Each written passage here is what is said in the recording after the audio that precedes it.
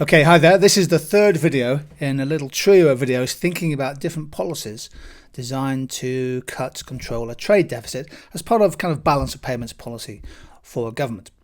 So we're going to focus just for a few minutes on supply side policies designed to improve trade performance. If you think back to a previous video, I made a key distinction between cyclical and structural causes of a trade deficit. Now, this is a really excellent way of evaluating for a longer essay question in your A-level economics or IB exams. Typically, trade deficits get worse when countries are booming, when there's a rise in consumer spending, when the economy is absorbing lots of spending and the demand for imports goes up, and that can widen the trade deficit pretty quickly. On the other hand, the longer term causes focus on structural weaknesses, structural deficiencies in an economy, and these are often linked to a relatively poor supply side performance that's hindering and hampering cost and non-price competitiveness.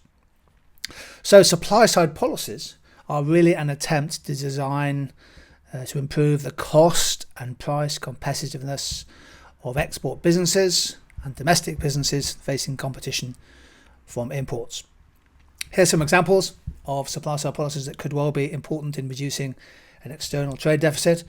One is to have better infrastructure, stronger, more efficient transport networks, faster telecoms system, cheaper, more reliable electricity and other sources of energy.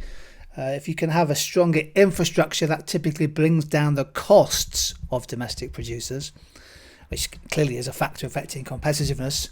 And also critically, it gives more businesses the chance to export their goods and services.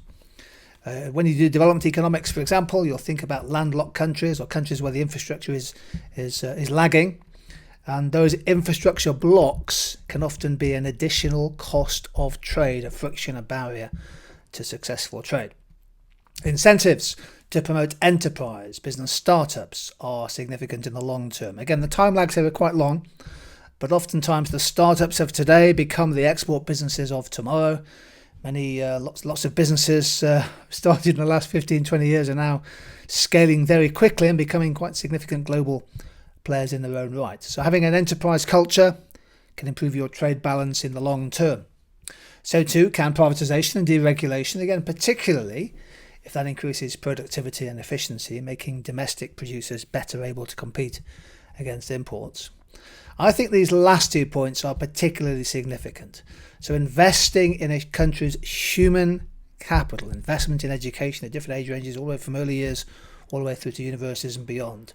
Improving your human capital is absolutely crucial to becoming more competitive. And that can also, by the way, involve allowing in skilled migrants, many of whom will start up their own businesses or bring that extra cutting edge to design and technology and things.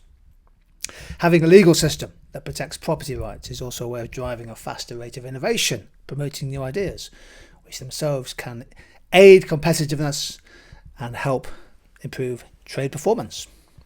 So what I'm saying here basically is go back to your supply side economic notes and think about how you can make that link, how you can make that connection between supply side policies and the trade balance.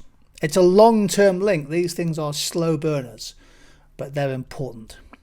Let me just give you a couple of examples of supply side policies, which I think are really terrific examples to use. And oftentimes you can use social media to find these lovely, timely, applied contextual examples for your notes. Australia is building in Western Australia a huge, I think the world's biggest solar farm. There it is. And that solar farm will obviously create energy and electricity for Australia's domestic consumption, but they're also going to supply 20% of Singapore's electricity, according to this news report from EcoWatch. If you build capacity, that allows you to export surplus goods and services, in this case, renewable energy to other countries. Source of exports clearly there. So investment in renewable energy capacity is a potential export success story. And let's take Morocco, fascinating country. We have a special economic growth and development video on Morocco if you want to find it on YouTube. Here's James Hall, Reuters' superb Africa correspondent, with a news story. Rather than endlessly import, Morocco plans to substitute $4 billion in foreign goods with identical products made locally, from cars and chemicals to food, machines, plastics and textiles. other African countries should set such goals. If you can have a successful supply side investment strategy, which allows you to build your own buses or build your own cars, build your own household appliances, supply side policies to increase and build and grow capability and capacity is a way of helping to substitute for imports and therefore improving your trade balance. And of course, if you have surplus production, then you can export that surplus elsewhere. So supply side policies are long-term approaches to improving the trade balance. In the next video, we're going to quickly revise a couple of concepts which A-level economists and IB economists definitely need to know: the J-curve and Marshall learner.